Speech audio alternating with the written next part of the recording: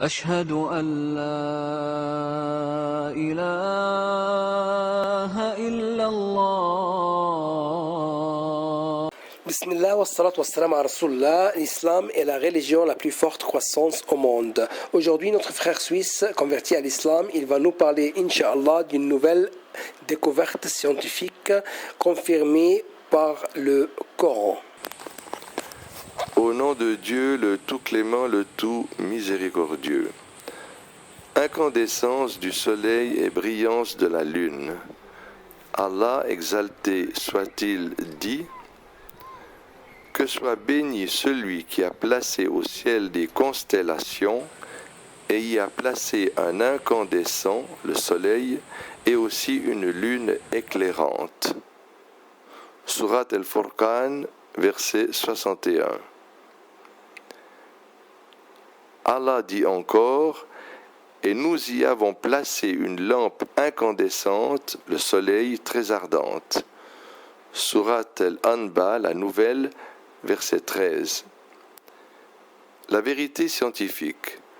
L'énergie solaire, le réacteur nucléaire universel, l'énergie solaire résulte de l'incandescence et la transformation en hélium de l'hydrogène qui est la composante principale du Soleil. Et ce, à l'intérieur du Soleil qui connaît une densité et une pression très fortes. Sans oublier sa chaleur qui atteint 15 millions de degrés centigrades, ce qui cause une réaction nucléaire et l'intégration de 4 atomes d'hydrogène, donnant ainsi un atome d'hélium.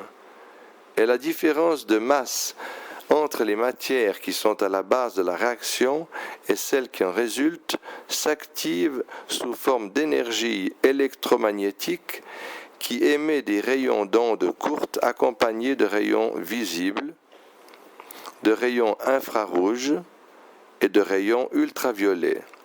Ce qui revient à dire que l'énergie du Soleil vient de son intérieur via intégration nucléaire naturelle dans des conditions de pression, de densité et de chaleur extrêmes.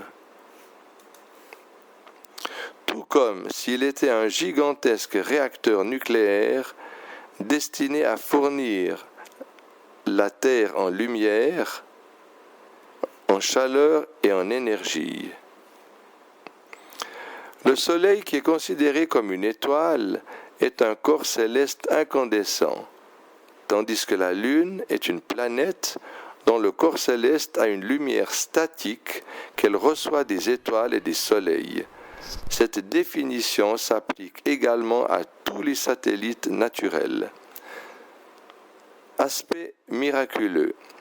Les versets coraniques firent allusion 14 siècles jadis à la distinction entre étoiles et planètes en partant du Soleil et de la Lune.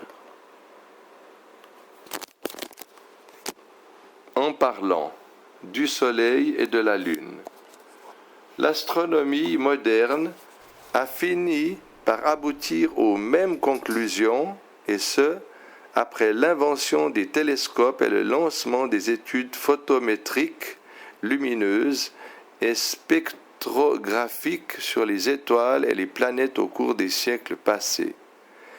L'étoile est donc un corps céleste luminescent qui émet une énergie propre à elle, tandis que la planète est un corps céleste dont la lumière est statique et qui réfléchit les rayons qu'elle reçoit des étoiles et des soleils.